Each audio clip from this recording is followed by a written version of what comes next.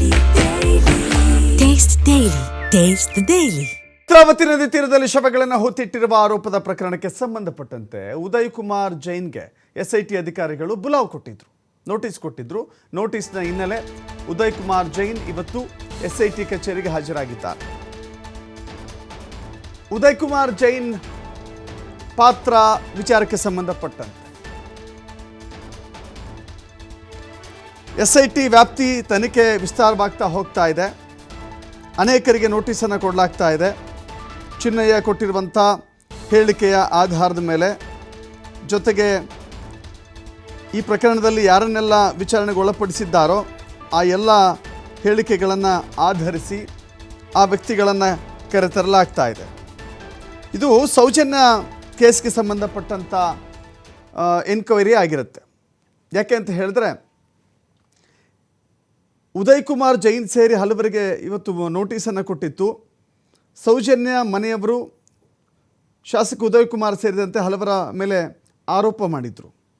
ಈ ಹಿನ್ನೆಲೆ ಎಸ್ಐಟಿ ಸದ್ದಿಲ್ಲದೆ ಸೌಜನ್ಯ ತನಿಖೆಯನ್ನು ಕೂಡ ಇಲ್ಲಿ ಆರಂಭ ಮಾಡಿದೆ ಅನ್ನುವ ಪ್ರಶ್ನೆ ಉದ್ಭವ ಆಗುತ್ತೆ.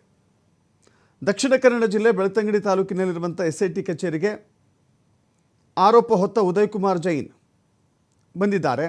ಉದಯ್ ಕುಮಾರ್ ಜೈನ್ ಜೊತೆಗೆ ಧೀರಜ್ ಮತ್ತು ಮಲ್ಲಿಕ್ ಜೈನ್ಗೂ ಕೂಡ ಅಧಿಕಾರಿಗಳು ಬುಲಾವ್ ಕೊಟ್ಟಿದ್ದಾರೆ ಅಂತ ಹೇಳಲಾಗ್ತಾ ಇದೆ. ಹೀಗಾಗಿ ಅವರು ಆಗಮಿಸಿದ್ದಾರೆ.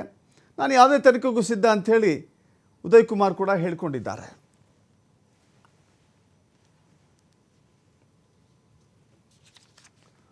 ಇದೇ ಉದಯ್ ಕುಮಾರ್ ಜೊತೆ ನಮ್ಮ ಪ್ರತಿನಿಧಿ ಆದಿತ್ಯ ಒಂದು ಚಿಟ್ಚಾಟ್ ಮಾಡಿದ್ದಾರೆ, ನೋಡೋಣ.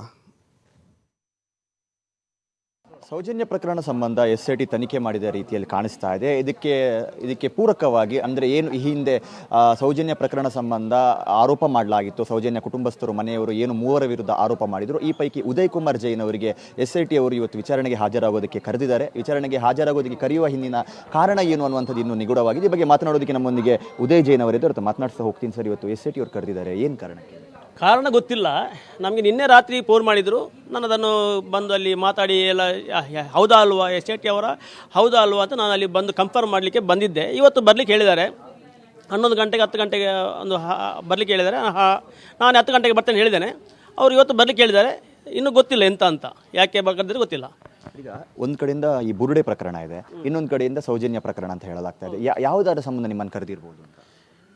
ಇದು ಕರೆದದ್ದು ಯಾವುದಕ್ಕೆಂದ್ರೆ ನನಗೆ ಮಾಹಿತಿ ಇಲ್ಲ. ಆದರೆ ಸೌಜನ್ಯ ತಾಯಿ ಕೊಟ್ಟ ಕಂಪ್ಲೇಂಟ್ಗೆ ಇರ್ಬೋದಂತ ಭಾವನೆ. ಮತ್ತು ಇದರಲ್ಲಿ ಬುರುಡೆ ವಿಷಯದಲ್ಲಿ ನಮಗೇನು ವಿಷಯ ಗೊತ್ತಿಲ್ಲ. ಅವರು ಗುಂಡಿ ಹೊಡಿದ್ದಾರೆ, ಬುರುಡೆ ಅವರೆಲ್ಲ ಮಾಡಿದ ಅದೆಲ್ಲ ಬೇರೆ ವಿಚಾರ. ಅದು ಅವರಿಗೆ ಗುಂಡಿ ತೋಡಿದ್ದಾರೆ. ಇದೀಗ ನನ್ನ ಅನಿಸಿಕೆ, ಈ ಬುರುಡೆ ರಹಸ್ಯವನ್ನು ಸ್ವಲ್ಪ ಇದು ಮಾಡಲಿಕ್ಕೆ, ಡೌನ್ ಮಾಡಲಿಕ್ಕೆ ಈ ಥರ ಒಂದು ಸೌಜನ್ಯ ತಾಯಿ ಹತ್ರ ಕಂಪ್ಲೇಂಟ್ ಕೊಡಲಿಕ್ಕೆ ಅಂತ ಮಾಡ್ಬೋದು. ಮತ್ತು ಅವ್ರದ್ದು ಎಲ್ಲ ಅವ್ರ ತಿಮರೋಡಿ ಟೀಮ್ಗೆಲ್ಲ ಕೆಲಸ ಆಗಿದೆ. ಈ ಧರ್ಮಸ್ಥಳ ಕ್ಷೇತ್ರದ್ದು ಈ ಬುರುಡೆ ರಾಶಿಯನ್ನು ಎಲ್ಲ ಕಡೆಗೆಲ್ಲ ವಿಸ್ತರಣೆ ಮಾಡಿ ಆಗಿದೆ. ಅವರಿಗೆ ಬೇಕಾದ ಅದೇ ಧರ್ಮಸ್ಥಳ ಕ್ಷೇತ್ರ ಹಿಂದೂ ಟೆಂಪಲನ್ನು ಒಂಥರ ಎಲ್ಲರ ಜನರ ಭಾವನೆಯಲ್ಲಿ ಇದು ಮಾಡಬೇಕಂತ ಅವ್ರದ್ದು ಕೆಲಸ ಆಗಿದೆ. ಇನ್ನೂ ಅವ್ರದ್ದು ಕೆಲಸ ಇಲ್ಲ, ಇನ್ನೂ ಕಾನೂನು ರೀತಿಯಲ್ಲಿ ಆಗುತ್ತೆ. ಈಗ ಅದನ್ನು ಸ್ವಲ್ಪ ಚಪ್ಪೆ ಮಾಡಲಿಕ್ಕೆ, ಸ್ವಲ್ಪ ಡೌನು ಮಾಡಲಿಕ್ಕೆ, ಜನರ ಪಬ್ಲಿಕ್ ಮನಸ್ಸನ್ನು ಬೇರೆ ಕಡೆಗೆ ತಿರುಗಿಸಲಿಕ್ಕೆ ಈ ಸೌಜನ್ಯ ತಾಯಿ ಹತ್ರ ಕಂಪ್ಲೇಂಟ್ ಕೊಡಲಿಕ್ಕೆ ಅವರಿಗೆ ಕೊಡಿಸಿರ್ಬೋದು. ಚಿನ್ನ 2-3 ವಿಡಿಯೋ ಇದೆ. 3 ವಿಡಿಯೋಲ್ಲಿ ಬೇರೆ ಬೇರೆ ಟೈಪ್ ಇದೆ. ಮತ್ತು ಇನ್ನೊಬ್ಬಳು ಇದು ಮುಖಕ್ಕೆ ಮುಸ್ಕಾಕಿ ಒಬ್ಬಳು ಬಂದಿದ್ದಾಳೆ ಇಲ್ಲಿ. ಈಗ ಅವಳು ಇವರು ಸುಜಾತ ಭಟ್ ತಂಗಿ. ಈಗ ಸುಜಾತ ಭಟ್ ಇದ್ದಾರಲ್ಲ, ಅವಳಿಗೆ ಒಂದು ಮಗು ಹುಟ್ಟಿದೆ, ಅನನ್ಯ. ಆ ಮಗು ಹುಟ್ಟಿದ್ದೆ ಇಲ್ಲಿ ಉಜಿರೆ ತಿಮ್ಮನೋಡಿ ಮನೆಯಲ್ಲಿ ಹುಟ್ಟಿದ ಮಗು ಅದು ಯಾವುದು ಅನನ್ಯ ಭಟ್ ಅಂತ. ಇದೀಗ ಮನೆಗೆ ಮುಖಕ್ಕೆ ಮುಸ್ಕಾಕಿದವರು ಯಾರಂದರೆ ಈ ಸೌಜನ್ಯ ಸುಜಾತ ಭಟ್ಟ ತಂಗಿರಬೇಕು ನನ್ನ ಅನಿಸಿಕೆ. ಈಗ ಅವಳನ್ನು ಸ್ವಲ್ಪ ನಾವೆಲ್ಲ ಈಗ ನೀವು ಮಾಧ್ಯಮದವರೆಲ್ಲ ಸ್ವಲ್ಪ ಜಾಲಾಡಿದರೆ ಎಲ್ಲಿ ಮನೆ ಏನು ಮನೆ ಅಂತ ಈಗ ಮಾಡಿದರೆ ಅವ್ರದ್ದೊಂದು ಈಗ ಮತ್ತೊಂದು ಮಾತು ಹೇಳಿದ್ದಾರೆ. ಯಾರು ಮುಸ್ಕಾಕಿದ, ನೀವು ಅದನ್ನು ಇದು ಮಾಡಲಿಕ್ಕೆ ರೆಡಿ ಇದ್ದೀರಾ, ಮ್ಯಾಪಿಂಗ್ ಮಾಡಲಿಕ್ಕೆ? ನಾವು ರೆಡಿ ಇದ್ದೇನೆ, ಆದರೆ ಅವರನ್ನು ಮೊದಲು ಮಾಡಬೇಕಂತ ಹೇಳ್ತಾರೆ. ನಮ್ಮದು ಮ್ಯಾಪಿಂಗ್ ಆಗಿದೆ, ಅವ್ರಿಗೆ ಗೊತ್ತಿಲ್ಲ. ಅವ್ರು ಮತ್ತೆ ಟಿ ವಿ ಎಲ್ಲ ನೋಡ್ದಿಲ್ಲ ಅಲ್ಲ. ಈಗ ನಿಮ್ದು ಮ್ಯಾಪಿಂಗೇ ಆಗಲಿಲ್ಲ, ನೀವು ಅದಕ್ಕೆ ದಾಖಲೆ ಕೊಡಿ ಅಂತ ಒಂದಿಷ್ಟು ಜನ ಆರೋಪ ಮಾಡ್ತಾ ಇರೋದು ನಿಮ್ಮ ಗಮನಕ್ಕೆ ಬಂದಿರ್ಬೋದು. ಈ ಬ್ರೈನ್ ಮ್ಯಾಪಿಂಗ್ ಸತ್ಯತೆ ಏನಾಗಿತ್ತು ಅಲ್ಲ? ಅದು ಬ್ರೈನ್ ಮ್ಯಾಪಿಂಗ್ ಏನಂತ ನಮಗೆ ಗೊತ್ತಿಲ್ಲ ಅಂತ. ನಾವೇ ಆಗಿ ಇವರು CID ತನಿಖೆ ಆದ ನಂತರ CBI ಕೋರ್ಟ್ ತನಿಖೆ ಬಂತು, CBI ಪೊಲೀಸವರು ಅವ್ರ ಹತ್ರ ನಾವು ಹೇಳಿದ್ದೇವೆ. ನಮಗೆ ಇಲ್ಲಿ ಒಂಥರ ಇಲ್ಲಿ ಗೊಂದಲ, ನಾವು ಎಲ್ಲಿಗೂ ಹೋಗ್ಲಿಕ್ಕೆ ಗೊತ್ತಿಲ್ಲ, ಮದುವೆಗೆ ಸಂಬಂಧಿಕರ ಮನೆಗೆ ಎಲ್ಲಿಗೂ ಹೋಗ್ಲಿ, ನಮ್ಮವರೇ ನಮ್ಮನ್ನು ಸ್ವಲ್ಪ ದೂರ ಇಡ್ತಾರೆ.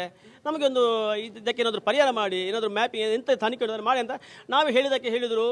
ಬೆಂಗಳೂರಲ್ಲಿ ಕೇಳಿದಕ್ಕೆ ಪೊಲೀಸ್ನವ್ರು ಹೇಳಿದ್ರು, ನೀವು ಒಟ್ಟಿಗೆ ಹಾಕಬೇಕು, ನೀವು ಇಲ್ಲಿಗೆ ಚೆನ್ನೈಗೆ ಹೋಗಬೇಕು, ಅಲ್ಲಿ ಅವ್ರ ಹತ್ರ ಮಾತಾಡಬೇಕು, ಎಸ್ ಪಿ ಹತ್ರ ಮಾತಾಡಬೇಕು. ನಾವೆಲ್ಲ ಕೊಟ್ಟು ಅರ್ಜಿ ಕೊಟ್ಟವು. ಅದಕ್ಕೆ ಹೇಳಿದರು, ನಾವು ಹೇಳಿದೆ ಇವತ್ತೇ ಮಾಡಿ ಹೇಳಿದೆ. ಅದಕ್ಕೆ ಅವರು ನನಗೆ ಬೈದರು. ಆ ಟೈಮಲ್ಲಿ ಇದ್ದದ್ದು ಬೇರೆ ಜಡ್ಜ್, ಅವ್ರು ಬೈದರು, ನೀವು ಹೇಳಿದಾಗೆ ಮಾಡಲಿಕ್ಕೆ ಬರೋದಿಲ್ಲ, ಅದಕ್ಕೆ ರೂಲ್ಸ್ ಉಂಟು, ನೀವು ಅರ್ಜಿ ಕೊಟ್ಟು ಹೋಗಿ ಮತ್ತೆ ಕರಿತೇವೆ ಅಂತ. ಮತ್ತು ಅವರು ಕರೆದು ನಾವು ಹೋಗಿದ್ದೇವೆ. ಬೆಂಗಳೂರಲ್ಲಿ 2-3 ದಿನ ಇದ್ದೋ ನಾವು. ಒಂದು ಕುರ್ಚಿಯಲ್ಲಿ ಕೂತ್ಕೊಂಡು ಮಾಡಿದ್ದಾರೆ, ಮತ್ತೊಂದು ತಲೆಗೆ ಟೊಪ್ಪಿ ಅಂತ ಹಾಕಿ ಎಲ್ಲ ಹತ್ರ ಕೊನೆಯಲ್ಲಿ ಅವರು ಪ್ರಶ್ನೆ ಕೇಳೋದು ಅದೆಲ್ಲ ಮಾಡಿದ್ದಾರೆ. ಇವರು ಏನು ಮಾಡಿದರು, ಇವರು